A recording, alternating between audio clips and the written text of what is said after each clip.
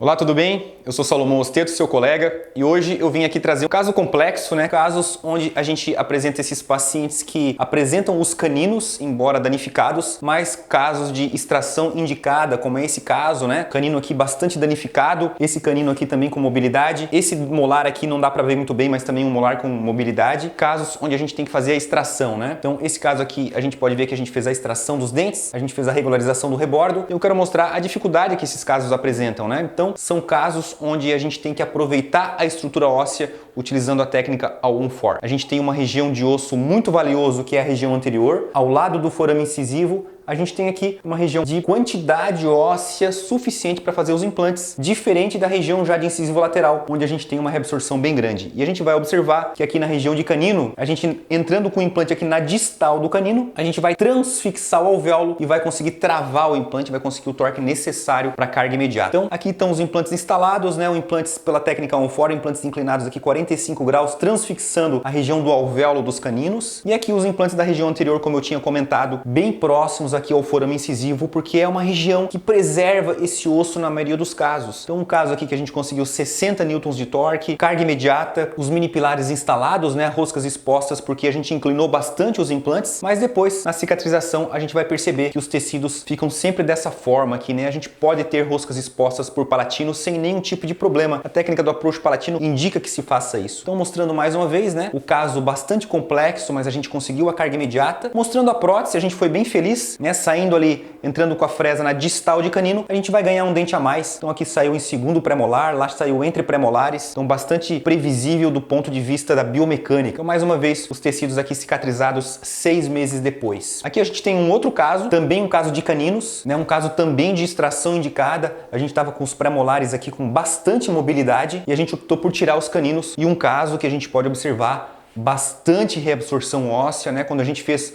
o descolamento, obviamente que a gente planejou esses dois casos na tomografia computadorizada. Nós somos adeptos de planejar todos os casos nas tomografias. E aqui a gente já tinha verificado, que em região de incisivo lateral aqui o osso estava extremamente fino, mas felizmente a gente observou ali aquela quantidade óssea que geralmente é preservada ao lado do forame incisivo. O implante aqui não dá para ver muito bem porque tem um tecido mole cobrindo, mas são dois implantes instalados na região anterior. Um caso aí que a gente conseguiu 50 newtons de torque para cada implante, foi realizada a carga imediata.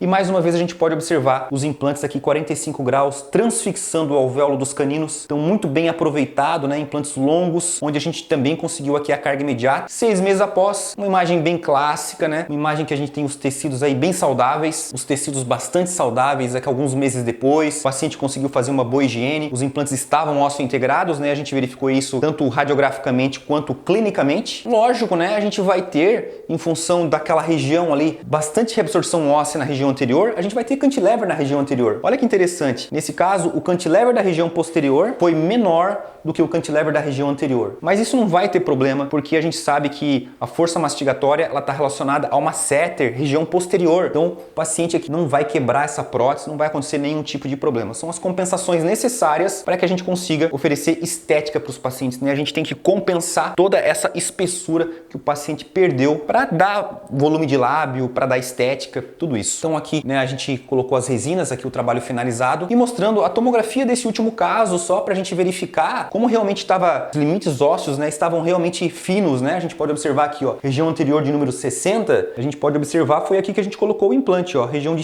60, 59, vou aproximar um pouquinho mais essas imagens para vocês verem. Aqui, região então de 60, 59, foi aqui que a gente colocou o nosso implante da região anterior. Então a gente fez o approach palatino, tirou a ponta do osso e colocou o implante pela técnica do approach palatino. Se a gente fosse para a região de incisivo lateral, a gente pode observar, indo um pouquinho para frente, como já diminui bastante aqui a espessura, Então, o incisivo lateral, praticamente a gente não tem osso aqui. No incisivo, do lado do incisivo central, a gente já tem um pouquinho mais de espessura, Então, essa análise tomográfica ela é extremamente importante. A gente nunca vai para a cirurgia sem fazer essas análises tomográficas prévias. Aqui, mais uma vez, então, repetindo esse caso, esse último caso extremo, 50 newtons de torque em cada implante e o resultado final, O resultado que a gente espera e que realmente acontece aí na maioria dos casos de approach palatino. Esses eram nossos casos de hoje, são casos complexos, casos extremos, casos que o canino, a presença do canino em casos de extração indicada pode facilitar os procedimentos, porque o implante inclinado da região posterior transfixando o canino nos dá a possibilidade de colocar implantes mais longos. E essa região óssea ao lado do forame incisivo, mesmo para os pacientes edêntulos, ela ainda oferece uma estrutura óssea para a gente colocar implantes ali ou de 11 ou de 9 milímetros de comprimento, que já são suficientes para que a gente possa reabilitar o paciente aí através da técnica On4. Então foram 2 casos hoje, eu espero que você se sinta motivado a cada vez mais realizar técnicas sem enxertos ósseos e colaborar aí com a reabilitação desses pacientes edêntulos, né? Tantos pacientes edêntulos que existem no Brasil. E fiquem com a gente aí nos nossos próximos vídeos.